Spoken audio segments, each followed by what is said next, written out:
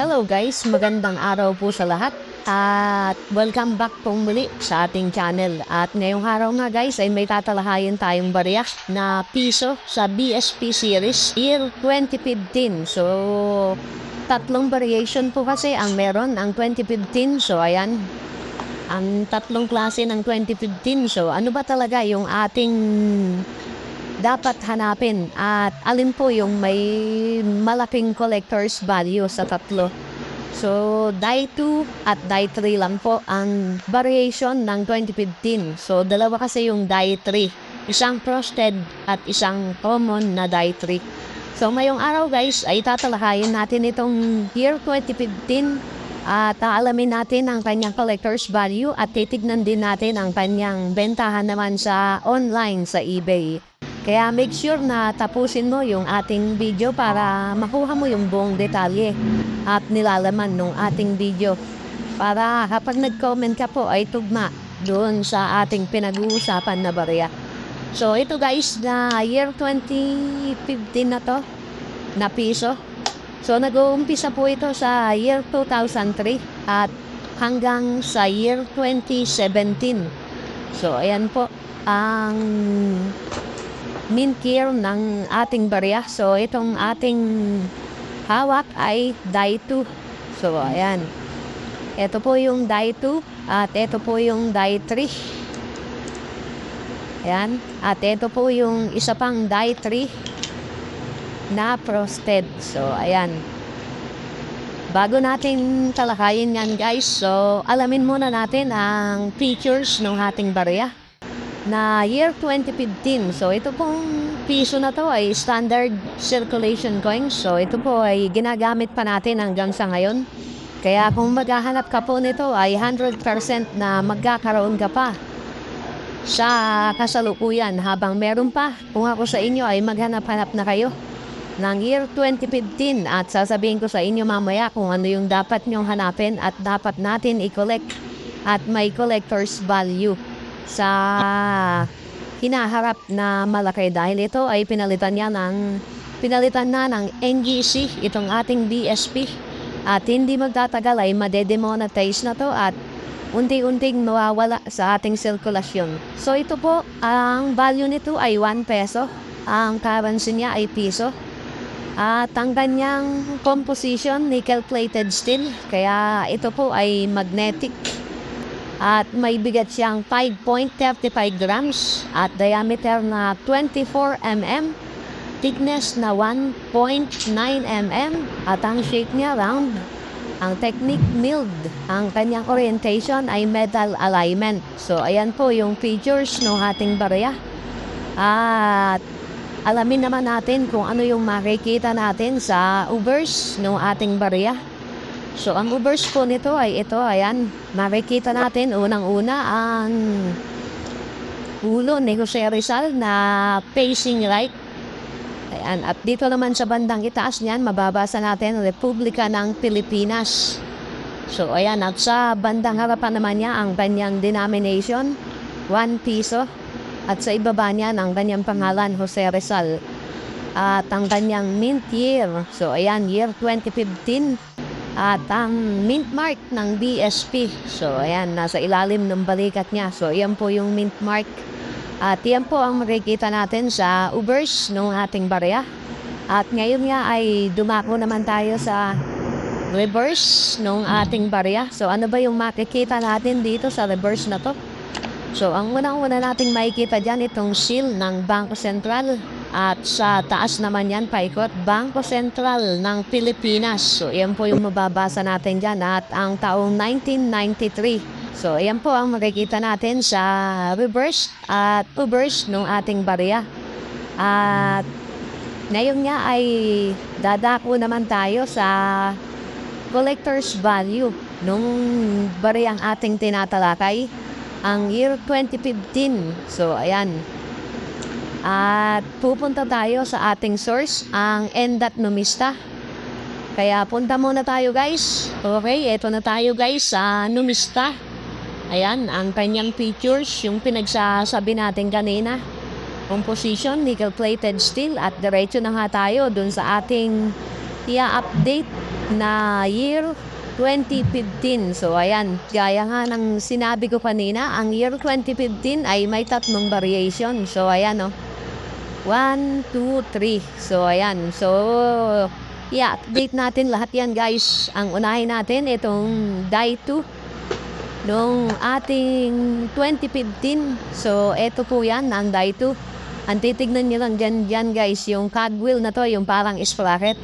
So, dyan po magkakatalo yan. So, ito po ay die 2. At ito naman yung isa na die 3. Yan, na common. So, pansinin nyo yung cogwheel niya, mas malaki to kumpara dun sa nauna. At ito naman yung panghuling die 3. So, ayan.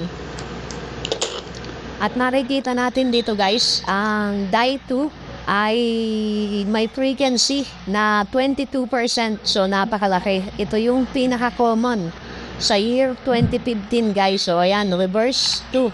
At ang kanyang collector's value dito sa good condition, ayan, 6 pesos.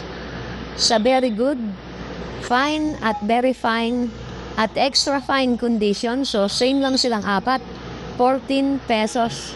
At dito naman sa AU condition, 22 pesos. At sa uncirculated ay 47 pesos. So, iyan po yung reverse 2 na pinaka-common sa lahat at may frequency siya na 22%. At isunod naman natin yung die 3 na common lang din. So, ayan, meron siyang frequency na 8%. So, mas konti kumpara dito sa reverse 2.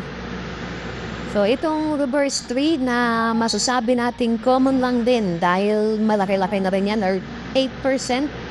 Ang kanyang collector's value nag-uumpisa dito sa fine condition, 7 pesos and 50 centavos. So, same lang sila sa very fine at extra fine. So, same lang silang tatlo, 7 pesos and 50 centavos. At dito naman sa AU condition, 21 pesos. At sa uncirculated ay 48 pesos. So, ayan po yung reverse 3 naman. Ayan, na masasabi nating common lang din. At itong pangatlo, guys. So, ito yung dapat nating hanapin at i-collect sa year 2015 na piso BSP series. So, ayan, ito pong year 2015 na frosted. So, ayan po siya, frosted. Reverse 3 frosted. Ayan. May frequency lang siya na 2%. So, napakaliit niyan, guys. At masasabi natin na semi-hard to find yan. So, i-compare natin dito sa dalawa, 22% at 8%. So, napakalayo ng pagitan nilang dalawa. At itong frosted na reverse 3, so, nag-umpisa ang kanyang collector's value dito sa very fine condition, 12 pesos. At same lang dito sa extra fine, 12 pesos. At dito naman sa AU condition, 56 pesos. At sa uncirculated condition ay walang nakalagay na collector's value. Pero 100% guys, ang frosted na reverse 3 na year 2015 ay 100% na mas mataas ang presyo dito sa reverse 2 at reverse 3 na common. So kung papansin niyo, yung reverse 2 na may 22% sa uncirculated ay 67 pesos na. So, napakalaki na niyan, guys. At i-compare natin yung 2% lang. 100% sa year 2015, ang frosted ang pinakamahal.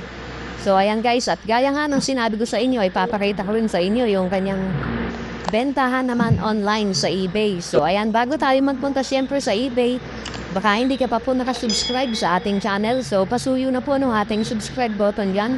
At yung notification bell, huwag niyo pong kakalimutan pindutin para updated po kayo sa mga bariyang pinag-uusapan natin dito sa ating channel. At yung mga ina-update din natin na bago man yan o old coins dito sa ating channel. At sana po ay paki-like and share ng ating video. So malaking bagay po yan.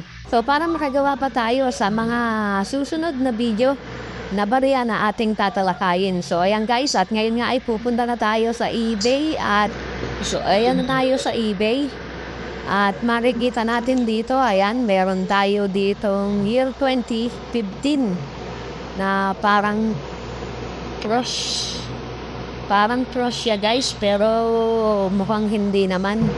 So ito ay binebenta niya ng $1.47. So ayan, at hindi natin malaman kung reverse 3 ba to o reverse 2 dahil nakaharap. At ito namang isa ay binebenta niya ng $7. So ayan, kayo na mag-compute guys sa peso natin kung magkano ba yung $1. At ito namang kasunod ay DAI 2. So ayan po yung DAI 2. At binebenta niya to ng $5.99. So ayan, malaki-laki na din yun ah. At ito namang isa ay DAI 2 pa rin. Ayan, binebenta niya ng $1.49. At itong kasunod ay year 2015 pa rin. At hindi natin alam kung anong reverse to. At kung papansin niyo dito ay medyo lumaki guys. Ayan o, may pagka-off center pa siya dito. Pero common lang yan. Nakikita natin yan madami. At ito ay binebenta niya naman ng $1.29. At kung papansin niyo yung kanyang baba, ayan. Parang may extra metal dito. Okay, at ito namang isa ay binebenta niya ng $1.31. At itong isa ay napakaganda ng condition. So ayan, $1.34 na binebenta. At ito ay year 2010. At ito pang isa na year 2015, $0.99. At itong isa naman ay same lang sila, $0.99. At itong isa naman ay $2.16. At ito naman ay 2014, 2015. So ayan, $0.76, $0.99. At ito ay DAI 3. Binebenta niya ng $4.33. So ayan. So ayan guys, nakita niyo na yung kanyang bentahan online at ang kanyang collector's value sa Numista. So ayan. So ang titignan niyo lang dyan guys para malaman niyo kung anong reverse ba siya. So gaya ng sinabi ko kanina, yung cogwheel. So ayan o. Ito yung DAI 2. Itong parang sprocket na to. Pansinin niyo, ito ay hindi kalakihan kumpara dito sa DAI 3 na halos nakadikit na ron. So ito po yung 2015 na DAI 2 na common. At ito naman po yung isa pang year 2015 na DAI 3 pero common lang din siya. 8% ang frequency. At yung isa naman na DAI 2 ay 22%. At sa year 2015 guys, so ito dapat yung ating hanapin. At dapat natin i-collect at magkakaroon ng 100% na mataas na collector's value sa mga susunod pang taon. Kaya inilagay na natin ito sa coin capsule para hindi na magasgas. So pansinin nyo yung frosted guys. So ayan ang katangian ng isang frosted. Nakikita nyo parang yellow na liwanag na yan. So ayan. Yan po yung frosted na DAI 3 na 2015. So ayan, DAI 3 po yan. Ayan. Na frosted. So ito po yung dapat natin i-collect at hanapin. At ito ay nilagay ko dito sa series na binubuo natin na 1 piso BSP. Yung isang diretso po na to ay piso po yan na BSP series mula 1995 hanggang 2017. So ayan. Kanina po ay sinabi ko nag-uumpisa sa 2003 dahil dalawa po kasi yung 2003. Isang non-magnetic at magnetic. So ayan po. So ayan ang ating tinalakay ngayon, ang year 2015 na 1 piso. At sana ay malinaw sa lahat kung ano po yun dapat natin i-collect sa year 2015 at siguradong magkakaroon ng collector's value. So ito po yan. At yan lamang po sa araw na ito guys. Marami pong salamat.